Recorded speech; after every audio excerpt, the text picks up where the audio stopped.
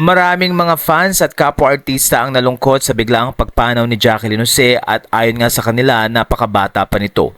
Sa edad na 59 ay iniwan na ni Jacqueline Jose ang showbiz industry pati na rin ang kanyang mga mahal sa buhay.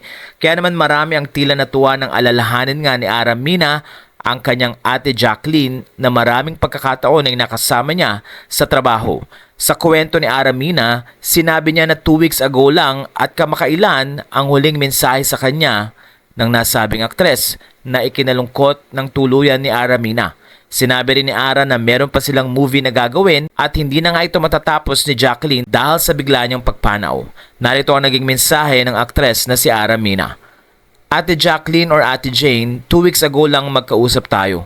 Then last week naman magka-message pa tayo at meron pa tayo na movie na tatapusin dapat. Nakakalungkot at nakakabigla naman ang nangyari. Dalawa na kayo ni Tito Ronaldo na wala kung saan kasama namin kayo sa movie. I've worked with you since I was 15 mula sa The Floor Contemplation Story, Prinsesa ng Banyera at itong ginagawa natin na Poon movie. Nawala na naman ang industriya ng isang magaling at veteranong aktres. Maraming salamat sa iyong contribution sa industriya. Maraming salamat sa magandang alaala at pakikipagkaibigan mo sa amin na katrabaho mo. We love you. Rest in peace, Ate Jane. To Andy, my deepest condolences to you and your family. Isa sa nag-comment dito ay si Lotlot de Rion na kung saan nga ay ramdam din niya ang pagkawala ng nasabing aktres. Napakomment din si Melissa Mendez at sinabing nakakalungkot. Sa puntong ito ay hindi lamang ang showbiz industry ang nagluluksa, pati na rin ang milyong-milyong fans ni Jacqueline Jose na kung saan ay na-entertain niya sa mahabang panahon.